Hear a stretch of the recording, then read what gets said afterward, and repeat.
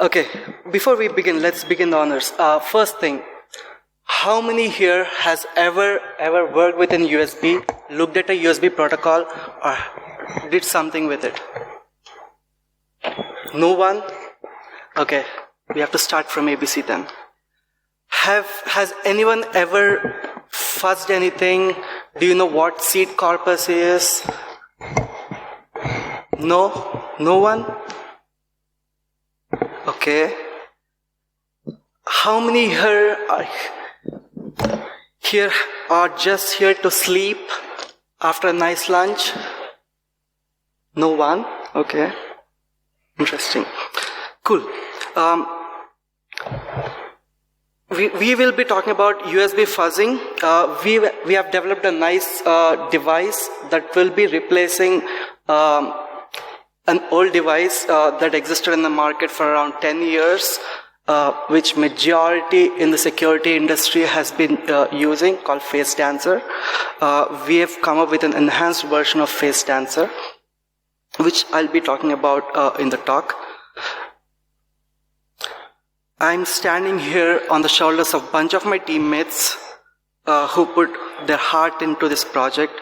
So thanks to them, unfortunately, neither of them could be here, thanks to geopolitical tensions.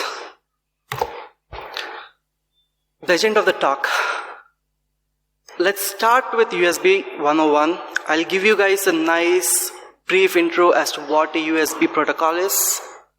Then we'll dive into my fuzzer design and architecture.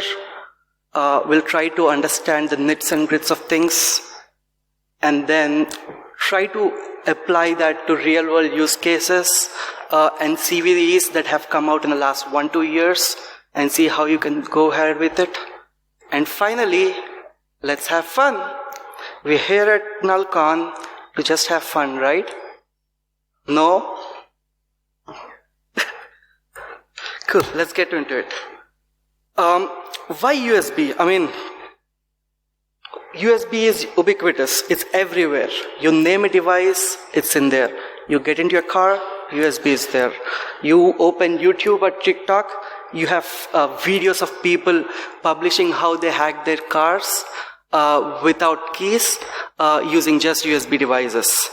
Just last month, right after Black Hat, the news has come out that someone tried to manipulate the poker systems in Vegas. All they did was bend down the table and insert a USB device on the card shuffling machine. That's about it. They were just able to insert a USB device and able to capture every single image that was happening inside the card shuffling machine. So imagine the implications of it.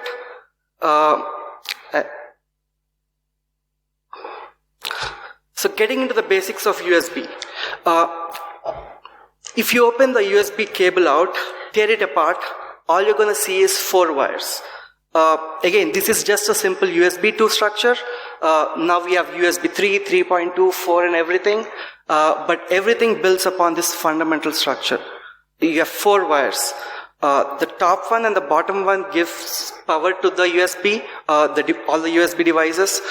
Some USB devices are self-powered, but majority of them are like keyboards, mouses and stuff like that. They rely on the host system for their power. So the top one is for the power and the bottom one is for the ground. And the middle ones that you see are is how the data is transferred. If you get into USB 3, 4 and stuff, all they do is add more wires in between for faster data transfers, and that's about it, and nothing much. The fundamental architecture just stays the same. Before I get into more of the USB protocol, I like to tell you guys a nice small story. Imagine you have come up with a nice startup idea, right? And suddenly it has clicked out of the box. And now you want to scale. You've got some $20 million funding and you want to scale your startup. What are you going to do? You're going to hire people. You need services for your company. You want to hire developers to build more product. You want sales teams and all of this. So you'll go advertise for jobs in the market. and then invite applications. So when people are coming to work for you, be it an individual or an enterprise, they are offering services to you. So when they come to you, the first thing you're going to ask them, what are the skill sets that you're going to give to me? Are you expertise in sales? Are you a good human resource professional? Or, everyone has different specialties. So you take services of tens of 30 or 20 of individuals that you don't have to get your job done, which is exactly what most host systems do with USB devices. So if you look at all the devices in the bottom, the mouses, the keyboards, the cameras, because the host system doesn't have these capabilities, it goes and seeks services of all of these individual devices. Yes, it seeks the services, but what happens? What happens when you first take a USB device and plug it into a host system? The first thing that's going to happen is the host system gives power to the USB device and then asks the USB device as to what skills it can offer him. Can you give me a camera? Can you give me a keyboard? What are the skills that you can offer me? And the USB responds with something called descriptors. And descriptors just contains basic information about, who manufactured the USB device. Lenovo or Dell or whoever is manufacturer of it. And is it a camera and stuff like that, and what speeds it can offer. There are a bunch of descriptors, like device descriptors or configuration descriptors or interface descriptors that you could see out there. Fundamentally, they all reveal device data. And heading to the next piece, which is the most important piece, is the data transfer types that we have between the USB and the host. As I said before, we have a lot of device types that you see, the cameras, the keyboards, the mouses, and the handphones, right? And each one of them require different kinds of datas. For example, a keyboard, right? The moment you type in something in the keyboard, it has to immediately get into the system.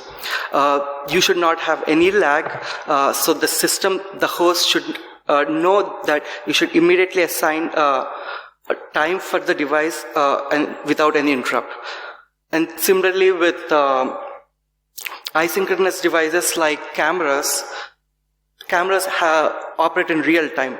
The only difference between that and the keyboards is, with the cameras, you can probably lose some data because even with losing some bits, you can still reconstruct the images on the server side. But whereas in keyboards or mouse, you cannot afford to lose any keystrokes.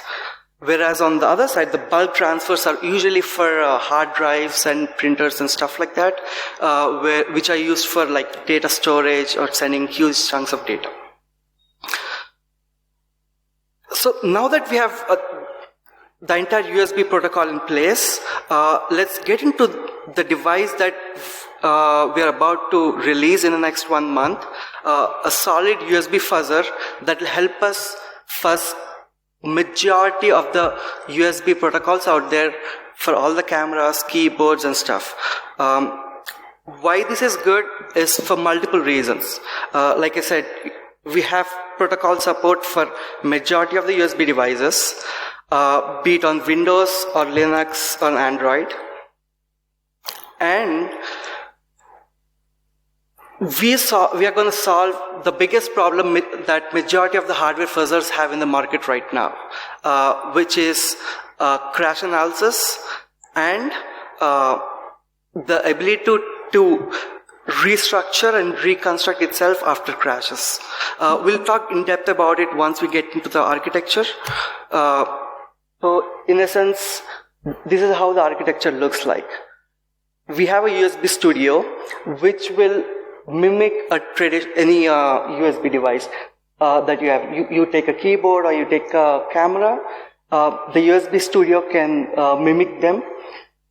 So most of the hardware USB fuzzers out there in the market are just more of interceptors or proxies. But USB Studio builds up on top of that and adds a fuzzing layer on top of it, which is driven by the target.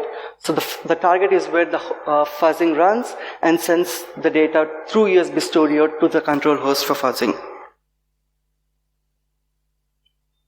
If you break apart the USB Studio, in a sense, we just have a microcontroller with two USB ports, one a full-speed USB port and one a high-speed USB port with a COM controller in between.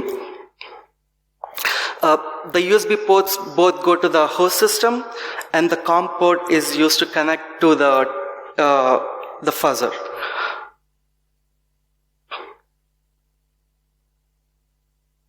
If you notice, there's one additional thing, which is the power that we have, which is used to self-power the board, which will help the board in the events of crashes.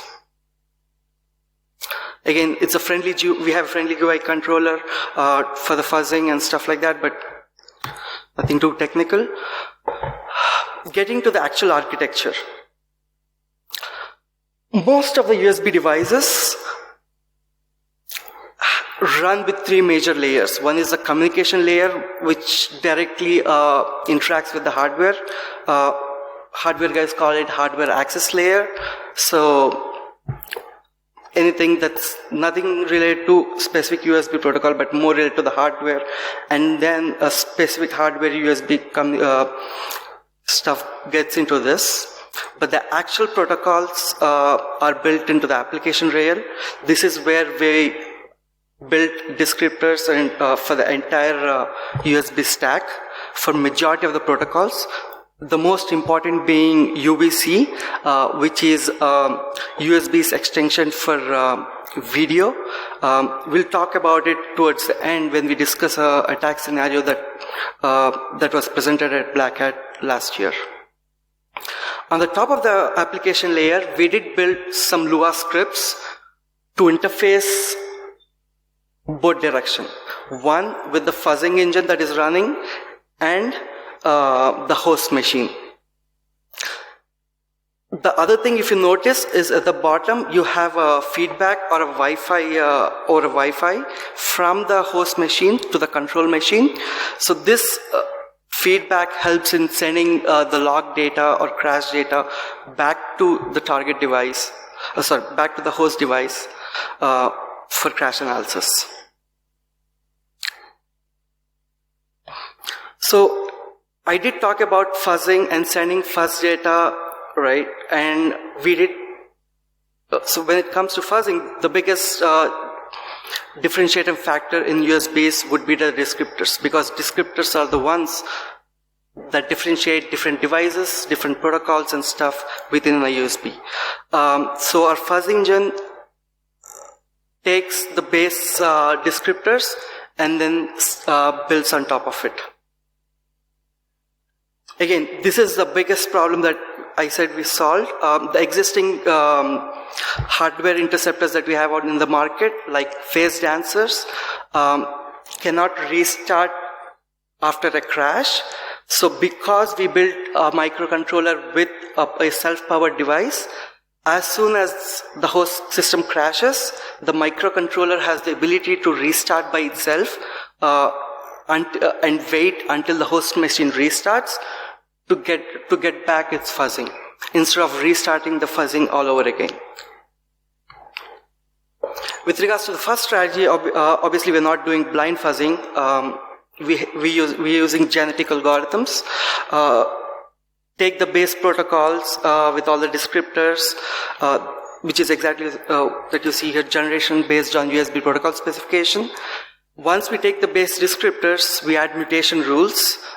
If someone doesn't know what mutation rules are, it's just basically you take an input like hello, add 1 to 100, hello 1, hello 2, hello 3, hello until hello 100. You basically multiply your input base. So that's exactly what mutation is.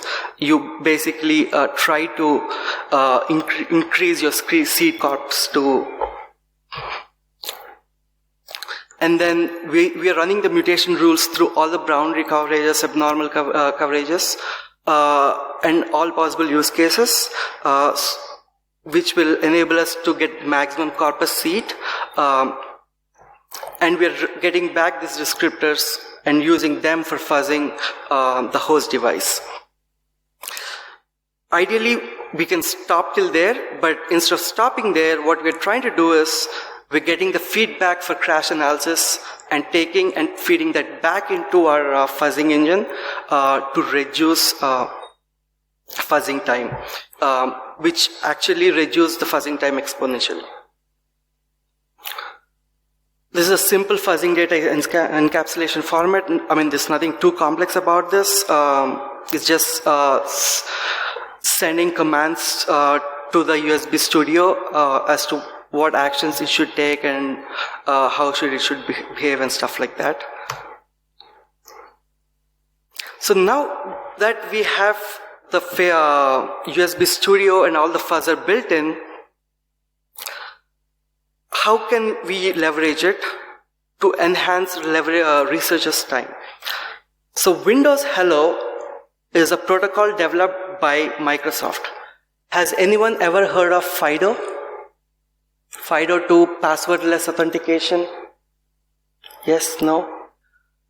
So back at Black Hat in 2022, researchers from CyberArk presented a bypass for Windows Hello, where they could capture infrared images from the victims and proxy them through these camera devices, bypassing authentication. And if you look at the workflow, it's pretty straightforward. You have an externally connected USB devices, USB cameras to a host, and these USB cameras takes your images and uses them for authentication instead of your username and password on your Windows machines. It's a very simple use case. So what the researchers were able to do was take your images when you're roaming outside, and then instead of sending it through the camera, send it through a device like a device that I've shown before. But the problem with that is they were not fuzzing the data, and they were manually analyzing the entire UBC protocol, which takes a lot of time and effort. And not only takes time, when you're analyzing a protocol, the first thing that you do is probably go to Wireshark and see the entire set of descriptors that are sent out, the entire set of data that is sent out, and then try to map out how the protocol is behaving. So you might miss out on some for various reasons. If maybe Wireshark is not able to capture a packet or stuff like that, which was actually one of the issues that the researchers faced, and they got stuck for around 2 months. With our fuzzing engine that we developed, you don't have to. Because the entire UBC protocol is baked into this, all you have to do is feed the images right into the device, and then you have the authentication bypass right at heart.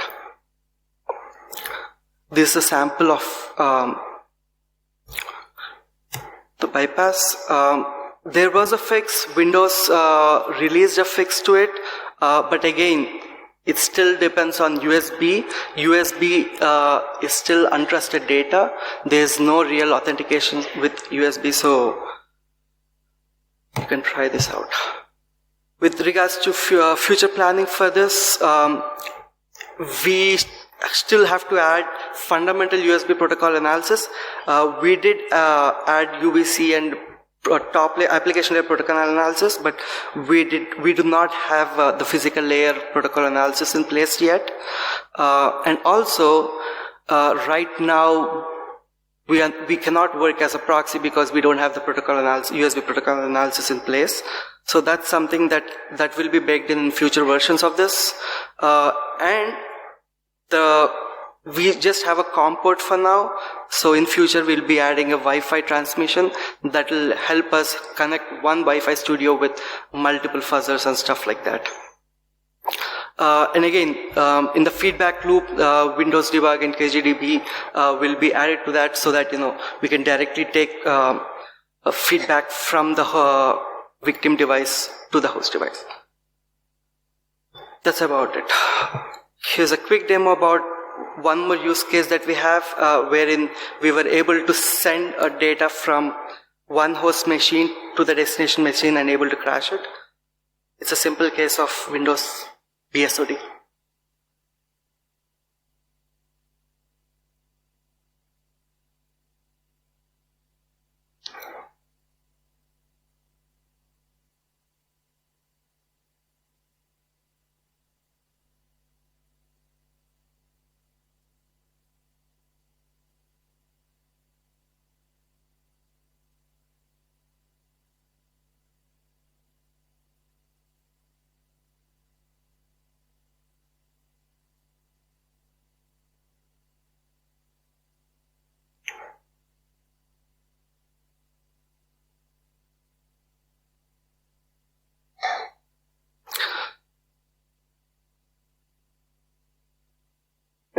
So it's a simple BSOD. We did report to MSRC, waiting for a CV on this. And that's about it. Thank you guys. Any questions? Sure.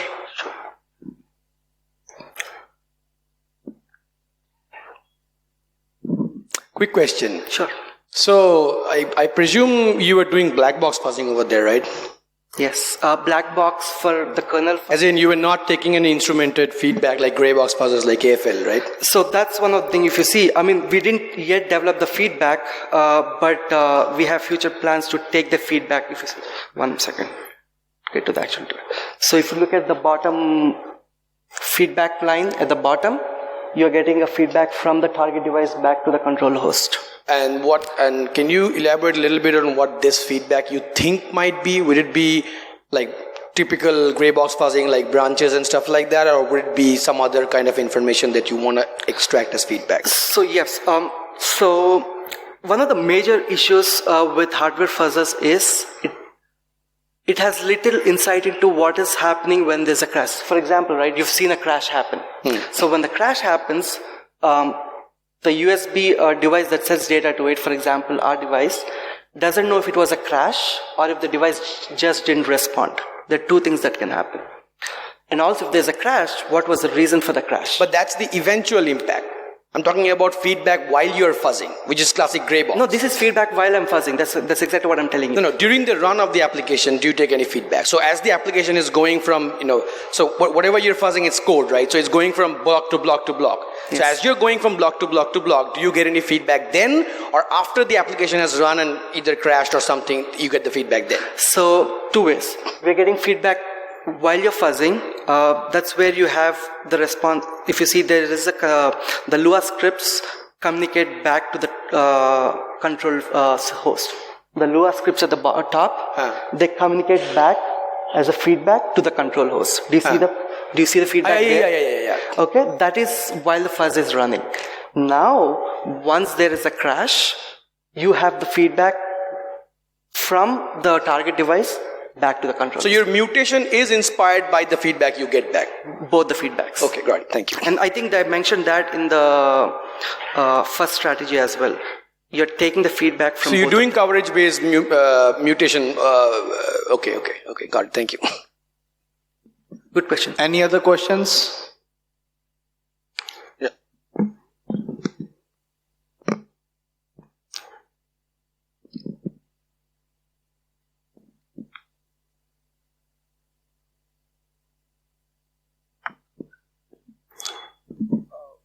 When we talk about fuzzing, I think we can divide the fuzzing into two major techniques, like instrumental and your intelligent. Like your AFL works with... Your voice is not clear. Okay. When we talk about fuzzing, I think we can divide into two major type of fuzzers. One is instrumental, that like AFL, and others are like boof fuzz, which allow you to define a grammar. So by defining a grammar, you can obviously create much more coverage in the code. Like branches, you can ensure that these branches are reaching. So how does this ensure, how did you ensure that your code flow, all branches in the code flow were reached while fuzzing? And does it have support in future, because it's a USB fuzzer, of course, does it have support that someone can define their own grammar that allows you to use it for custom implementations? Okay, sure, good question. So first question, do we have complete code coverage? We have the complete protocol coverage. Here, USB is a standard protocol that's existing out market. And if you see, I did mention that it's completely based on the descriptors. So we have the standard descriptors for each implementation of a protocol. Say, for example, UBC. UBC has a certain set of, so we take that as a baseline and then go through the entire set. So it's the other way around.